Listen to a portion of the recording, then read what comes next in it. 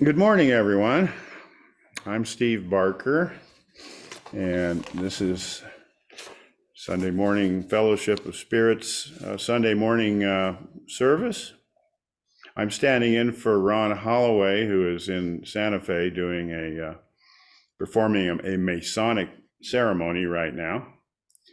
And I'll tell you a little bit about us. Here at Fellowship, we believe in a loving, friendly, and generous God who resides in everyone, as everyone resides in God. Therefore, we create the best in our lives and our relationships. We are an evolving spiritual community, vibrating with the energy of love and acceptance. We gather in joyful celebration as we practice the conscious realization of Spirit expressing through us. It's a beautiful May morning here in Farmington, and we welcome all to the joy of our service. Here in the sanctuary, we have Marion Blaney, glad to see her. We got Sue Halko Shra, did I do that right? How about that? And Carol Littletree, and my co-host Jerry Lard, and Margaret. Thanks. Cheesebro just showed up, and Shay Johnson. And Shay Johnson, our performer for today. Musical artiste. Musical artiste, yes.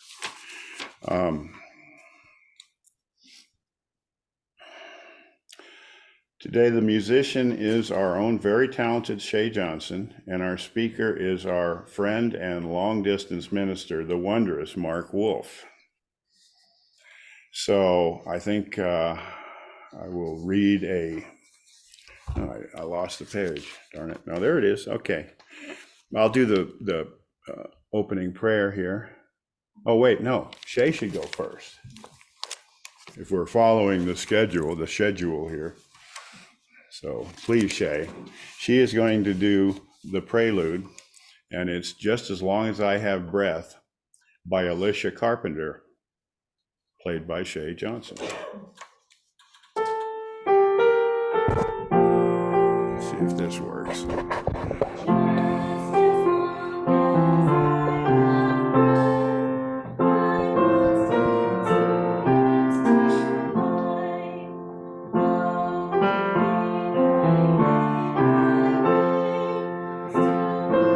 See if the microphone is turned on. It's not coming through the PA. It should be. I don't know where it turns on it. Huh? I don't know where it turns on it. Just right there at the microphone itself, like right in.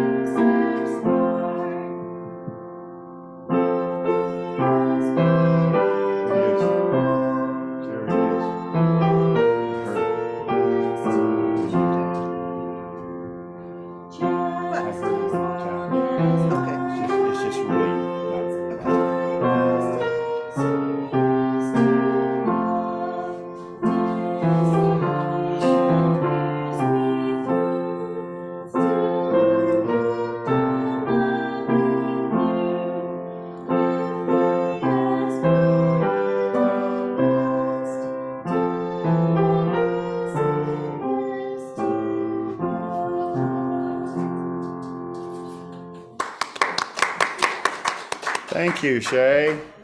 It was lovely. And we have just been joined by Jenny Jones, who is taking a break from her furious efforts to get the house organized and moved. And she just recently found a new house, and that's a travel RV, and she's going to be hopefully moving into that. So, but it's a tremendous downsizing thing, and I'm right in the midst of it too, and I'm downsizing too. So this is a real adventure this spring. Okay, I'm going to do the opening prayer, which is actually two different affirmations. Today, I choose joy. I choose peace. I choose to be fantastic. Today, I choose love because I am the Word of God made flesh.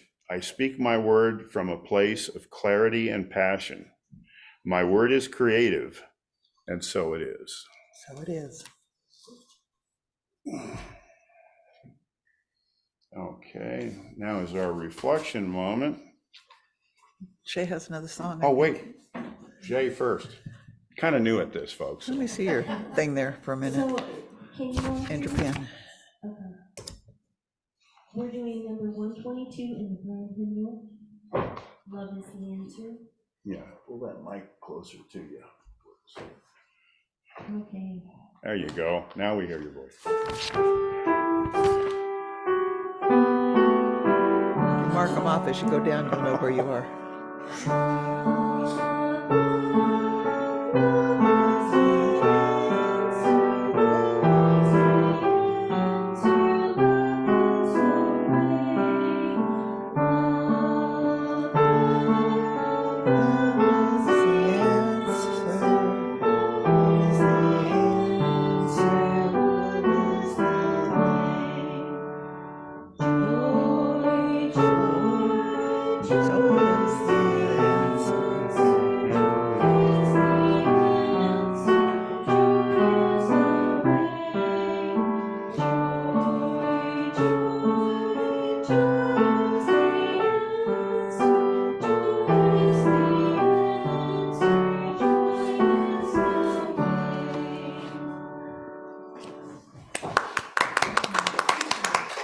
Thank you, Shay.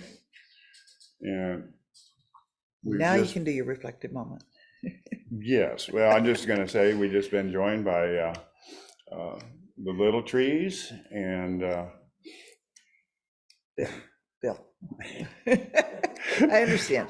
and Bill. Yes, I'm having a little bit of the stage okay. fright going on here, but and it looks like we're going to have enough to do a potluck today, which is what we're scheduled to do. So, and here's the reflection moment, and this was penned by Midge Jones, Jenny's mother.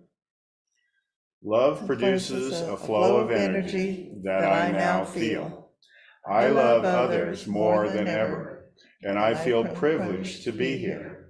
Love flows from one person to another as we create an atmosphere of holiness, and so it is.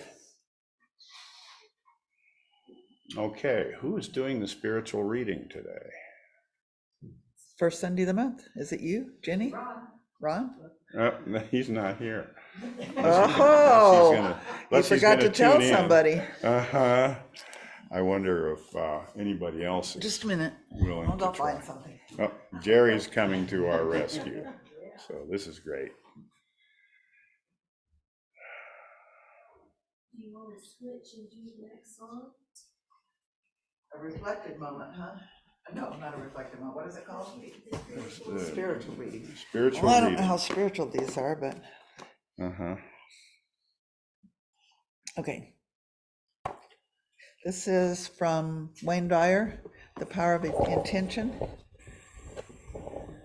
This 13th century poem may inspire you to know you have your destiny. You were born with potential. You were born with goodness and trust. You were born with ideals and dreams. You were born with greatness. You were born with wings. You are not meant for crawling, so don't. You have wings. Learn to use them and fly. And that was by Rumi. If Rumi composed his poems from the inactive side of infinity, his words might be more like the following. You are an accident of nature. You are subject to the laws of luck and chance. You can be pushed around easily. Your dreams are meaningless. You were meant to live an ordinary life. You have no wings, so forget about flying and stay grounded. Which do you prefer, the first one or the second one? I leave you with that. Yes. Thank you, Jerry. Okay, now we have Thank you, thank you. another song by Shay Johnson. And this one is The Love in Me, which is number 177.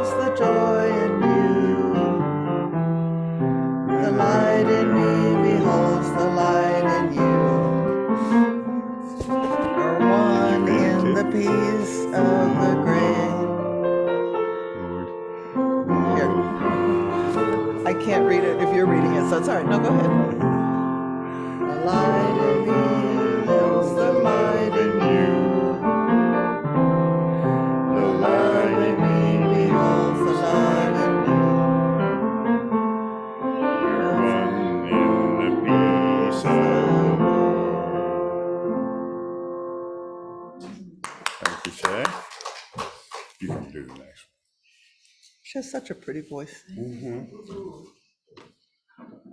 Okay, now our long-awaited speaker, Mark Wolf, from Tennessee, is it? Kentucky. I'm going to pull out all the boo-boos here. Okay, Okay. get them all out of the way. Yeah, get it over with. So anyway, we're all waiting to hear Mark's, his title of his talk is going to be My Mother's Faith Song. Got any rivers, binder? No, this is after you. Okay, My Mother's Faith. There we go. Thanks, Mark. I'll turn it over to you. You're much better. All right. Good morning, everybody. Good morning. Good morning, Mark. Yeah, there you go. Okay, we're live. How about that? Well, I'm very happy to be here with all of you this morning. You know, I feel good this morning. I'm excited to share this time with all of you and to share this light with you as well. I've been looking forward to this. You know, when I lived there in New Mexico for many years, I used to say that February was winter with snow, and March was winter with wind, and April was winter with wind and tulips. Yeah, seriously, you know. And then the warm weather started sometime in May. Well, it's pretty much the same here in northern Kentucky. We had the first teaser of warm weather a couple of weeks ago for a minute, then it turned cold again. The other day, I'm not sure what I was seeing. I don't know if it was dandelion seeds or snowflakes floating past the window. At some point, I think it was both, because this winter has just not ended for us. But anyway, this morning, with Mother's Day just a week away, I want to talk with you about a very intimate story, a very personal story, about my mother's faith. My mother was first and foremost a person of faith.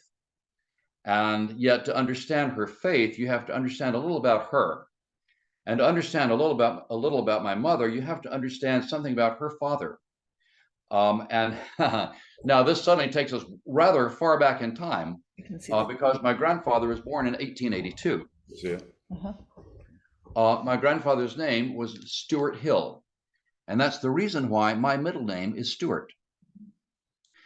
My grandfather was born into a life of struggle and hardship and stigma.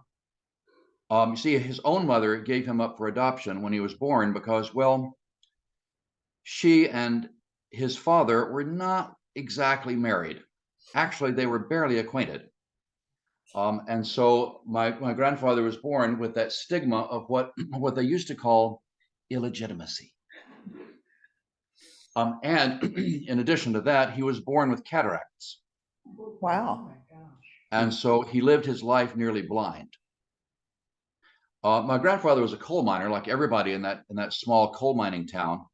And below ground, he learned how to hide that near blindness because he could tell the difference between coal and rock just by touching it. Above ground, it was a different story, and he was angry and resentful, and, you know, God bless, but he was emotionally abusive, verbally abusive, and sometimes physically abusive and cruel. There was just not any place. I mean, the world didn't have a place for a man who was nearly blind and who carried the stigma surrounding his birth. I'm sorry that I never had much of a chance to know my granddaddy Hill. He had a stroke and died in March of 1964, just a couple of weeks after I turned 6 years old. But this is the environment that shaped my mother's faith. My mother, Christine Albania Hill, was born on May 5th, 1918. So her birthday just passed, and she would have been 105. She had an older brother whom I've told you about, as well as two younger sisters. The hard years of the Depression in the 1930s left her extremely frugal. And yes, just so you know, in the kitchen, there was a drawer specifically for nothing but packets of ketchup. You never know when you might need one. And then there was another drawer that was stuffed full of tiny scraps of aluminum foil. Because you never know, she told me, she said, you never know when you'll need a small piece to patch a big piece. And that drawer was so full it wouldn't open. She met my dad in the Nazarene church, and they married in 1938. Here's a picture of them. Oh, yeah, wonderful. In the 1980s. around, I think this was their 50-year anniversary portrait. So my brother Wayne was born in August of 1939. 1 week later, the Nazis invaded Poland, and the years of war began. My dad was not in combat. He was stationed in England, and he was part of a unit that repaired tanks and jeeps and repair them quickly and get them back in service. Basically, if something had wheels that rolled on the ground, my dad could fix it. After the victory in Europe, he became part of the army that occupied the American zone of Germany, which later we knew as West Germany. And when he came home, and my brother Robert was born in 1947. Now, thing was, after Rob was born, my mother says, yeah, no more. We are not doing this again. Says, I'm done with this thing. So, and I'm sure she thought she had got her way about it when the doctor informed her that she was pregnant with twins. Oh, no. But by the time I was born in 1958, the twin had vanished. Oh. Wow. I was a curious child and bright and precocious, and I asked thoughtful questions. And sometimes the things I said or the questions I asked frightened my mother. But she struggled with anxiety and panic all of her life. In fact, we all struggled with her anxiety and panic all of her life. And her faith, in many ways, was a tool that she used to protect herself from things that she was afraid to think about or deal with. Now, after dinner conversations at my house often centered around questions of faith and doctrine. Here's some examples. These are questions that were batted around after dinner. Are Christians required to follow Old Testament law? What is the true holy day? Is it Sunday or is it Saturday? Is it proper and appropriate for Christians to celebrate Christmas and Easter, as both holidays contain a great deal of non-Christian symbols and imagery? And when a person dies, do they instantly go to a reward or a punishment, or do they sleep in the grave until the resurrection? What is the identity of the mysterious hybrid beings mentioned briefly in Genesis chapter 6?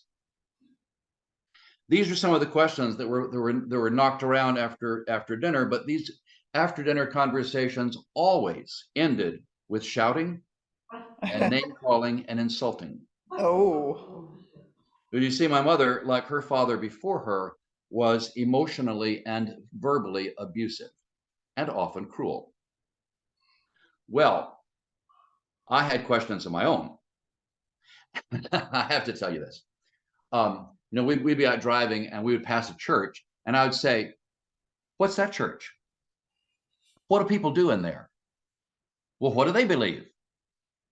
Well, is that the church Jesus went to? Well, where's the church that God started? Why don't we go there? The church that I did grow up in was a very, very conservative, unaffiliated, independent Baptist church. They were too conservative for the liberal Southern Baptist Convention. Oh, no. Whoa. No, this is a true thing. I'm serious. The pastor's name was Calvin Gray. My mother was afraid of him because people whispered and they said that sometimes bad things happened to people who left the church. He preached against going to college. Whoa. Because college turned kids into atheists and communists. He preached against science because dinosaurs were a trick of the devil. He preached against evolution. He said it was devolution. He preached against the Masonic Lodge because, well, everybody knew the Freemasons were going to hell. And he preached against rock and roll because, well, rock and roll. And he preached against Halloween because he said it was Halloween. Halloween. And seriously, and while all this was finding its own place in my mother's faith, I was wondering and I was thinking, Halloween? Devolution? Seriously? See, the thing was, I needed a faith that was unafraid of science. I needed a faith that was able to love people the way they were and help them to do better.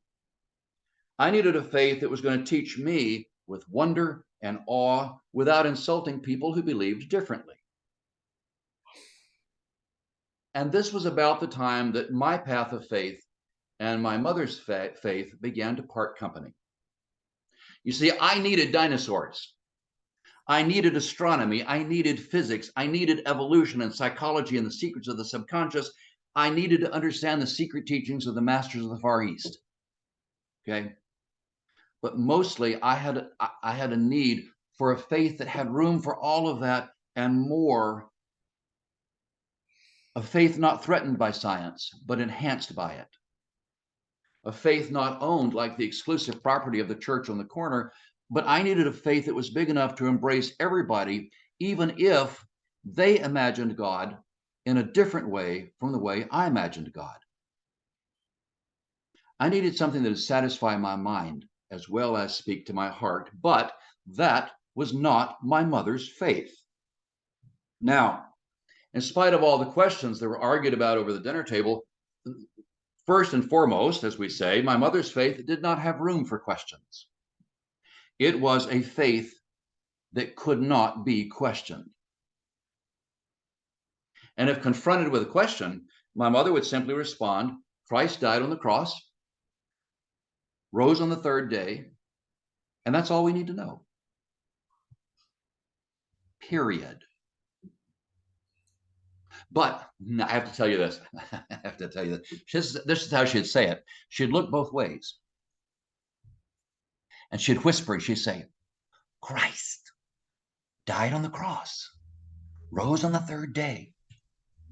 And that's all we need to know. Anything beyond that is confusion. I smile when I think of it. And so for my mother's faith, all she needed was a risen Christ and the King James Bible. Now, my mother read the Bible every day. And in fact, she read it cover to cover, front to back, all the way through several times. Now, I said that she did not tolerate questions, but that's not quite true. There were two questions that bothered her a great deal. And what I'm going to do now is I'm going to tell you a story, and it's a true story.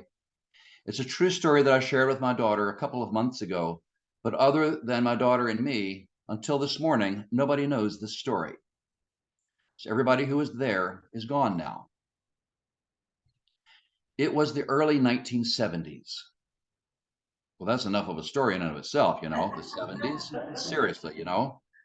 Yeah, you all remember. And social customs were changing rapidly. And my mother's question had to do with Deuteronomy, chapter 22, verse 5. So here it is from the King James Bible. The woman shall not wear that which pertaineth unto a man, neither shall a man put on a woman's garment. For all that do so are an abomination unto the Lord thy God. But it was the early 1970s, and she wanted to wear pants. Well, because suddenly pants and pantsuits were all the thing. It was all the style. It's what all the women were wearing. It was very stylish. And my mother made her own clothes on the sewing machine. And she wanted to wear pants. And so it became a question, a serious question that really challenged her faith. What about Deuteronomy 22, verse 5? So she read her Bible and she prayed about it. And she thought about it and she looked for her answer. And one day, her answer became perfectly obvious. And she explained, she says, well, of course she could wear pants, as long as they were pants that were designed for a woman. Not a man's trousers, she said, but pants designed for a woman. And she explained this, and she'd point to my dad's shirt, and she'd say, okay, that right there, that's the kind of shirt that a man wears, okay? That's a style of garment that pertains to a man. And then she'd point to the blouse that she was wearing. Okay. Yeah. And, you know, and it was pink. It was pink silk. Pink was her favorite color. A little bow, big at the neck, and ruffles down the front, and puffy sleeves. And she'd say, "Wouldn't he look silly wearing this?" You know, who could argue? You know.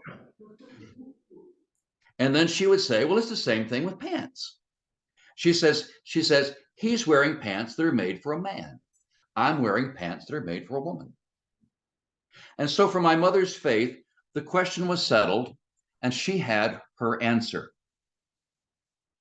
But there was another question. Remember, this is the early 70s, okay? And she's wanting to know, in this very conservative Baptist church, too conservative for the liberal Southern Baptist Convention, and she wants to know, is it appropriate for a Christian woman to wear makeup and jewelry? Now, these are things we kind of take for granted now. I mean, like, you know, this is a non-issue. Who cares?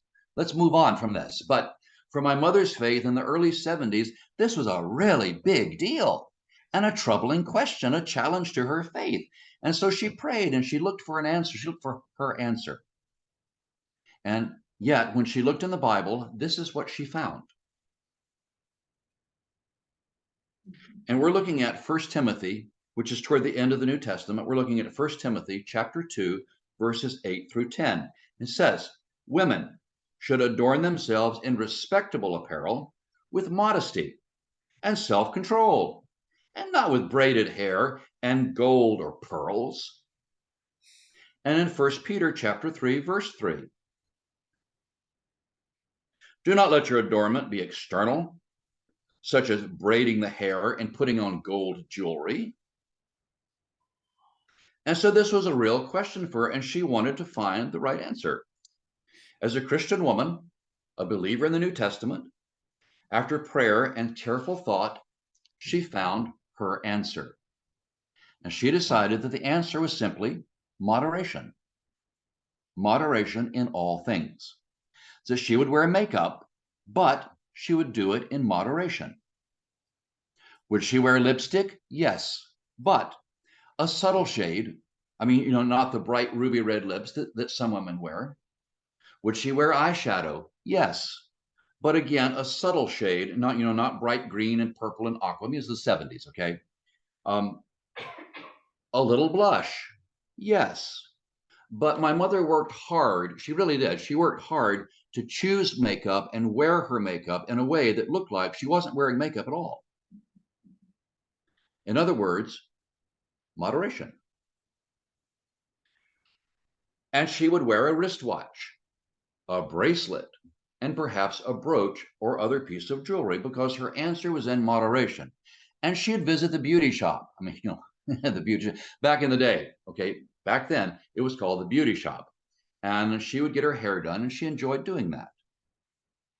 Because according to my mother's faith, her answer was moderation.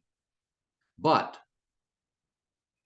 some of the other women in the church did not agree with her answer, and they began to talk and whisper. They said, "Well, she paints her face just like a clown.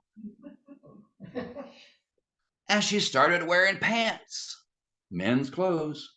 Deuteronomy 22:5, wherein that which pertaineth unto a man is an abomination unto the Lord thy God."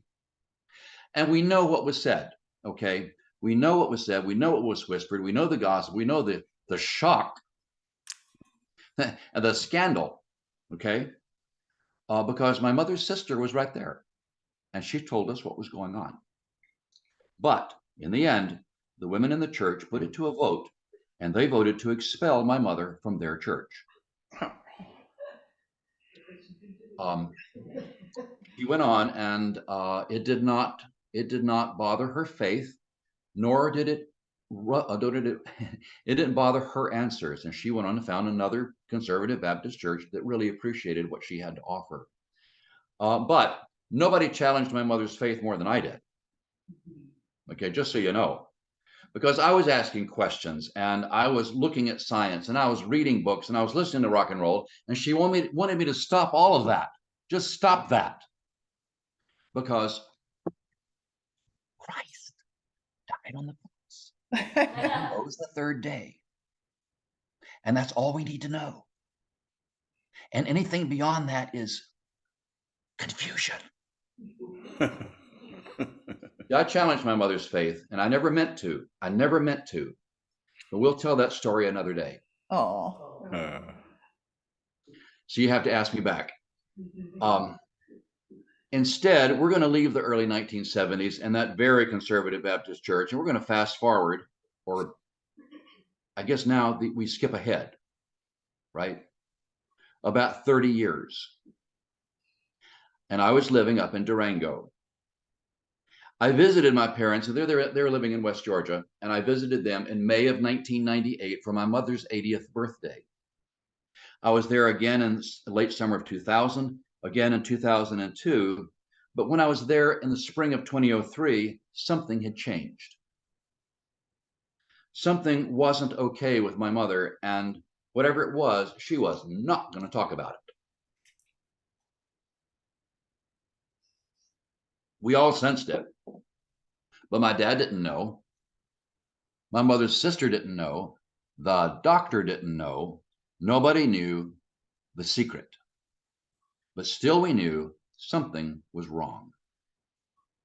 I was there for Christmas of 2003, and again in May of 2004 for her birthday, and again in July of 2004. Something was wrong. But still nobody knew the secret.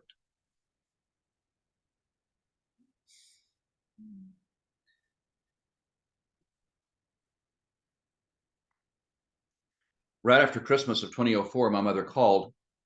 We talked for a long time. It was at that time my son Justin was 14 months old, and he was so cute.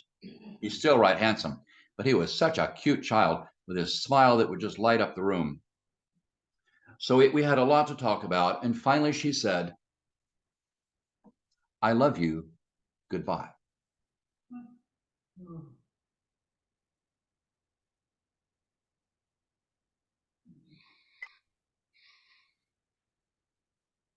I didn't know it, but those were her final words to me. "I love you. Goodbye." It was just a couple of weeks later, on the evening of January 13th, she complained of pain and stiffness in her neck. Now, my dad knew something was going on and something bad was going down, but he didn't know because still nobody knew the secret.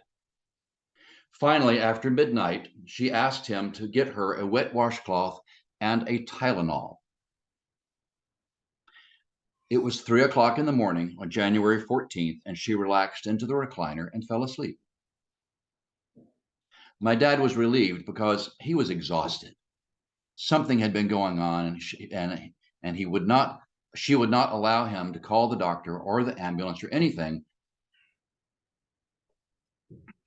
My dad was exhausted. He was so tired. And he's told this story so many times. He was so tired and stressed that he thought that he was hallucinating.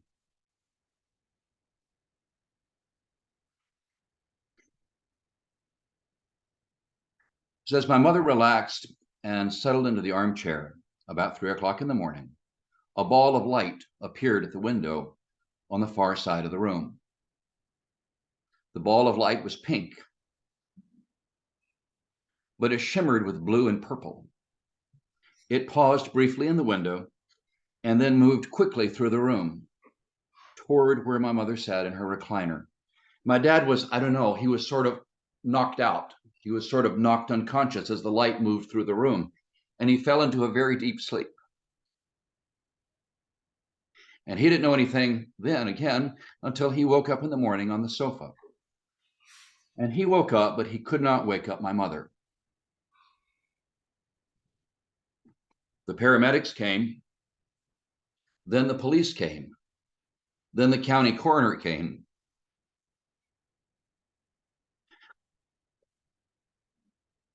But my mother was gone. They said that their best estimate was that she had died about 3 o'clock in the morning. Her secret was that she had breast cancer, and she never revealed it and she never received any treatment for it. My dad didn't know, her sister didn't know, the doctor didn't know. Nobody knew the secret but her. It was in her lungs and wrapped around her heart by the time the tumor exploded. You see, the 1930s might have made people frugal, so they had a drawer full of packets of ketchup. But you know what? It made them strong and real tough. My dad did not go to the funeral home. And on the morning of the funeral, he did not want to see her in the open casket. And so I finally found him in the lobby of the chapel and I said, Daddy, they're about to close the casket.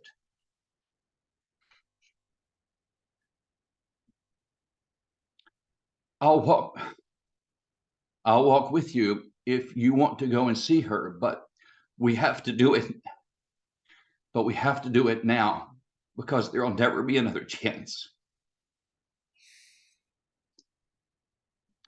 So Daddy took my arm, and as we walked together toward that open casket, I saw a ball of pink light dancing playfully on the ceiling above.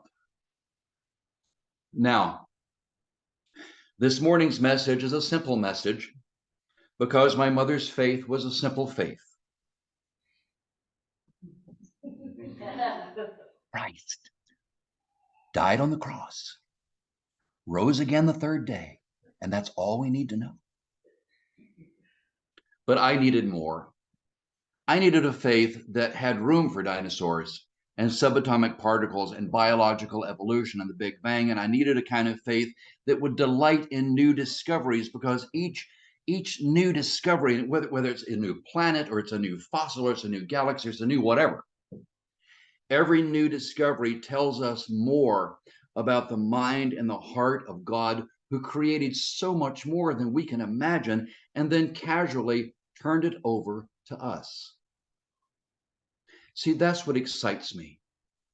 That awakens joy and awe and wonder within me, but that was not my mother's faith. And that's okay. The point of it is, that's okay. Her answers don't have to match my answers.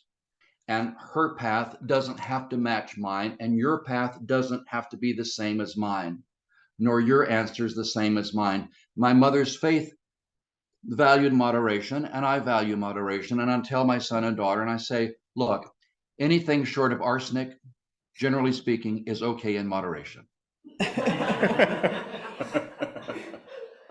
And then I warn them and I say, but you still have to be careful, because moderation is hard to find in some things. Yes. As I think back on my mother's walk of faith, I'm reminded as well that sometimes people can be crazy. Excuse me for saying it like that, but I mean, sometimes people can be crazy, and mean. And they can try again. They can say they love Jesus and they read the Bible and all this and still be crazy. We talked about that 3 months ago, just right here. Because sometimes faith can bring out the cruel and the judgmental attitudes that people have within them. And people can be mean or judgmental or whatever, but we cannot let their insecurities or their issues affect our faith, except to allow that to encourage us to love even more. We have to go on loving one another and helping one another while we use our own path of faith to become better people. See, we don't need to use our faith as a weapon against others. If you want to use your faith as a weapon, use it on yourself, on your own ego. We use faith as a weapon against our own selfishness and fear and judgmental attitudes. Because in the end, all we have is the love. That was my mother's final gift to me. In the end, all we have is the love. In the end, love is all that matters. And in the end, love is all we'll remember, because love is all there is. Now, my mother struggled with questions about whether it was okay for her to wear pants. Was it okay for her to use a little makeup? Was it okay for her to visit the beauty shop and get her hair done? And I mean, seriously, think about this for a second, because these same questions are being asked in different ways out in the world today. And do we really think that God, who spun subatomic particles into hydrogen and spun hydrogen into stars and stars into galaxies, really think that God cares what color our hair is this week? You know, do we imagine that God is sitting on the throne saying, "Woo, look there, look at that girl. She wearing pants. She ain't coming up here in heaven." Oh no.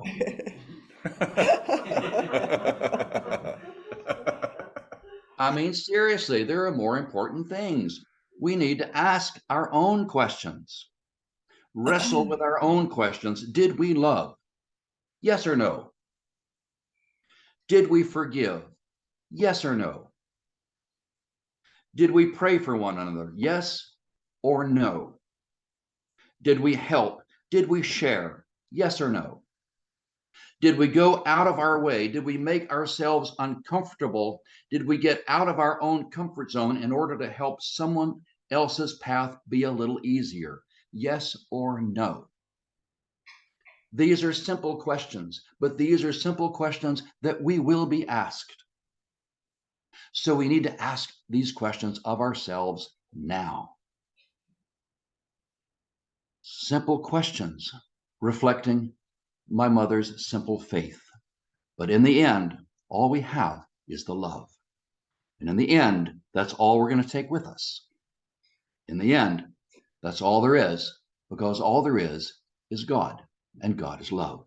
So that's all we're going to take with us.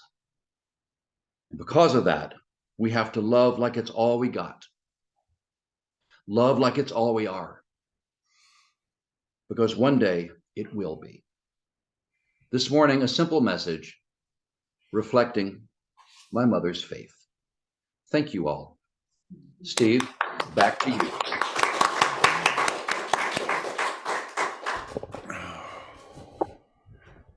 Thank you so much, Mark. That was really, really good. It even brings, especially towards the end there, memories of my own mom who died a couple of years ago. And she also had a very simple faith. She was Roman Catholic. But her big question in the middle of the 60s was whether she should use birth control or not, because all of a sudden I had a little sister and that wasn't planned.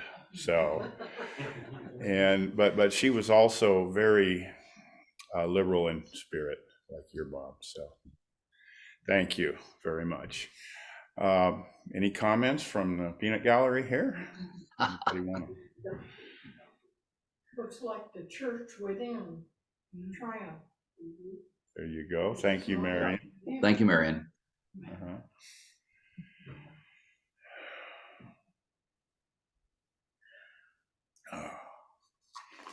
Yeah, speaking of jewelry, she gave me these cufflinks. I'm wearing them for her today. She gave me these cufflinks. These were from the 50s, kind of vintage, I think is the word for it. Oh, yes. Oh, yeah, mid-century. Uh-huh. You are, There a you go. you are a vintage sort of a person. I think of vintage stuff when I look at you. Yeah. Yeah, Not what you that said. you're vintage, but you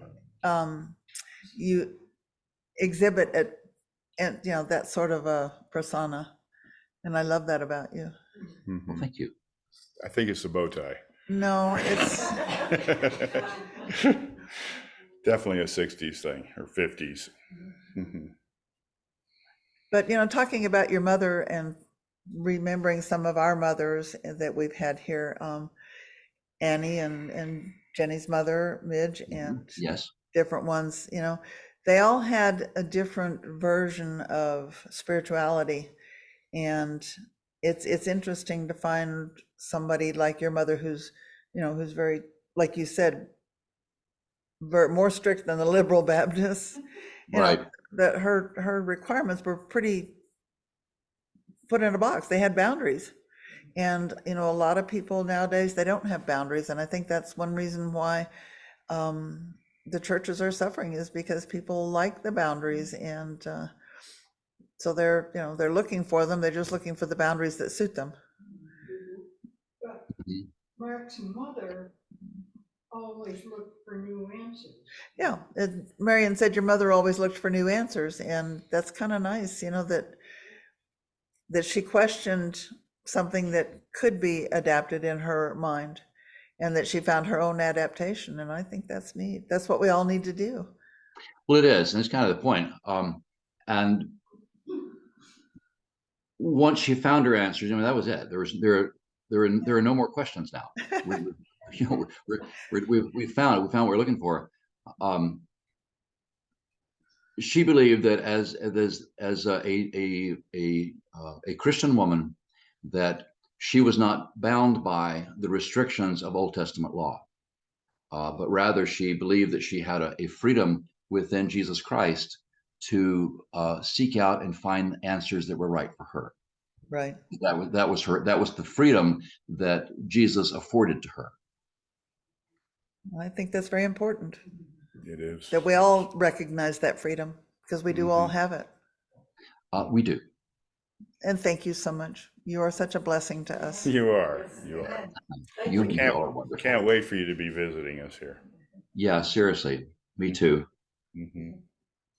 We're gonna have a big party. Okay, if anybody else has a comment. Okay, so we're gonna go on. We'll have a party. Now Shay is going to play Got Any Rivers, which is from our binder instead of the hymn book.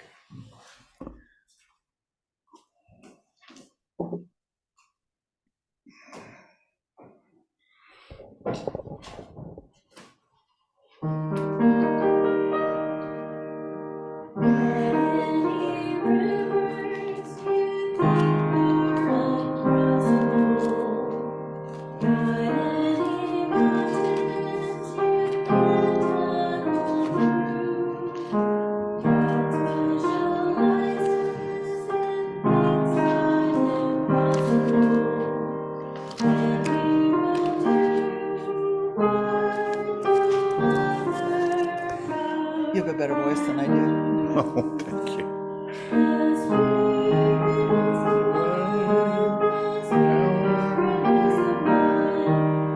Spirit of Christ, give light to everyone. Our hearts find peace and joy. Guided by the love of one. Can you put the screen on her?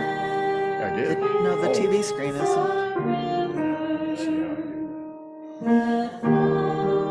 I do.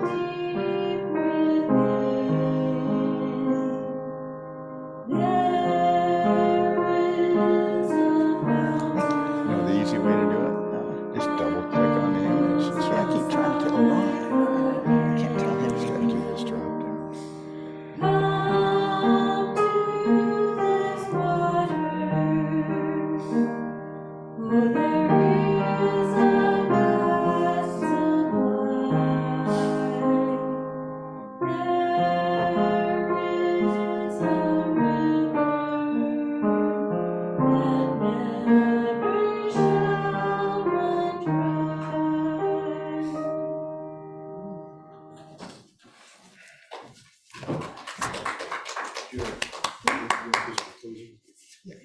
Thank you, Shay.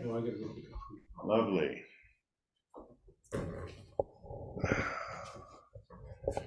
Okay, now it's time for our celebration of abundance. And so repeat with me, please. Divine love flowing through me blesses and multiplies all that I have, all that I give, and all that I receive through infinity. I am prosperous.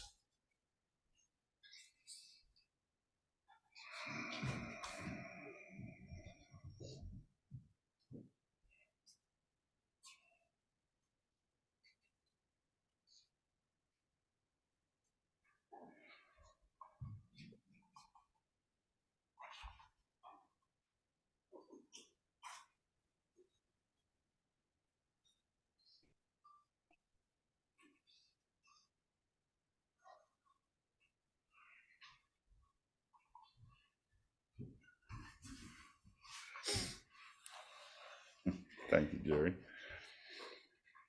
Okay, And I have the closing prayer for Bill. yes. Okay, are there any announcements from, Yes, we need to have a little bit of an impromptu meeting about the solstice thing, which is on the 20th of June, Tuesday. And last year, we had burgers and everybody else brought potluck. Clancy sent burgers and we did the lettuce and tomato and pickle and onions and had requests for cheese and green chili this year. Mhm. Anyway, I just wanted to know if that's okay with everybody, if you want to do something different. I don't know how many people are planning on coming. It would be nice to have an idea, but not necessary. Just wanted to know if you had any ideas, anything different. It'll be from 5 to 7:30. We have the park reserved from 4 to 8, but Fred needs time to set up and I need time to set up. And so any ideas, any thoughts? Does anybody want to do anything different food-wise? Are we okay with burgers? Yeah. Okay, all right, then that's what it is. I think that's good, and if anybody wants anything else, of course, it's a potluck, so they're Well, and free there to are bring 'em. barbecue grills there, and if you want to bring hot dogs or something like that to put on the grill, you're certainly welcome to. But with burgers there, and they're already cooked, I don't think we need to worry about firing up the grill. It's a lot of work. It really It is. So you can check with me if there's anything specific you want to bring, so we don't get too much of anything. But I think we'll be okay. We always are. So anyway, it is June 20th. June 20th, put Yes. that on your calendar, be Yes. there, Yes. it's gonna be a good time. Oh, and just for interest, sorry. Go in and check out our website. It hasn't been attended to in quite a while, and Christine's been working on it. So go in and look at our website and see what you think, if there's any additions or subtractions you'd like to make to it. She's had more of an opportunity to go in and kind of put things on it now, so look and see. It's up to date. Now I think I'm All done. right, thank you, Jerry. Now we're ready for a closing prayer, which usually Bill does, but I think I have his words. okay. Small actions, big impact. We are here to change the world with small acts of thoughtfulness done daily rather than with one great breakthrough. That was from Ralph Harold Kushner. The world's troubles hang heavy on our shoulders. The evening news can be overwhelming, glimpses into pain and suffering. How can we even begin to make a difference? Being overwhelmed can leave us paralyzed, doing nothing because it just all seems too big. All it takes is a quiet shift of focus to the one small thing that we can do right now. That small thing, a cup of coffee for a coworker, a hug, a word of encouragement to a loved one, a small gift to a favorite charity, can mean the world to the recipient. It also opens us up, helps us stretch, and tends to release a wellspring of even more simple, gentle, meaningful acts. My thoughtful actions won't save the whole world, but they make a real difference for a few people right now. That matters. Thank you and have a blessed week. Thank you, Jerry. Thank you, Bill. And now we're gonna have a blessed stage falling for it. No, a blessed potluck. So before that, we're gonna do our closing singing, if I could somehow Are get you gonna out of this stand up? cage. Yeah, I would like Okay. to, please. I would like to. Thank you, that's good enough. Well, you can't always shove these tables because they're Right. nice. Yeah.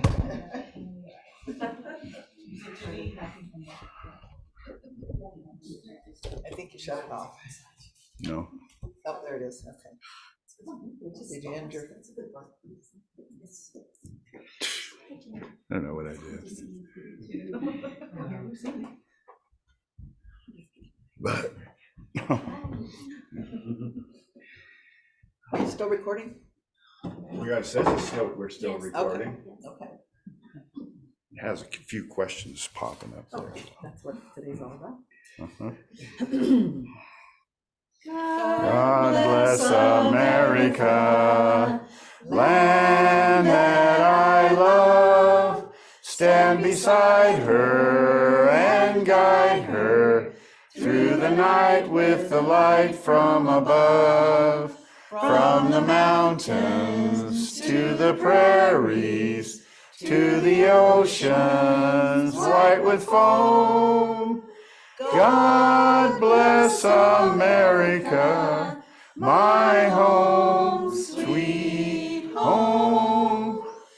God bless America, my home, sweet home. Weave us together, weave us together in unity and love. Weave us together, weave us together in unity, and yes, there is peace on earth, and yes, it begins with me. Yes, there is peace on earth, a peace that was meant to be. With God as our Father, family all are we. So let us walk with each other in perfect harmony. Yes, peace begins with me. Yes, this is the moment now. With every breath I take, let this be my joyous vow. To take each moment and live each moment in peace eternally. Yes, there is peace on earth, and yes, it begins with me. Hallelujah. May you all Hallelujah. have a Everywhere blessed we- week. Yes, Uh-huh. everywhere we go, God is. That's right. All is well. Yes, yes. Amen. Thank you. Amen to that. Today's talk had so much to do with packing up a house and getting overwhelmed and. Thank you all for being here. Okay. You did a good job. Well, thank you. Gave it the old effort. So I'm going to stop the job, guys. recording.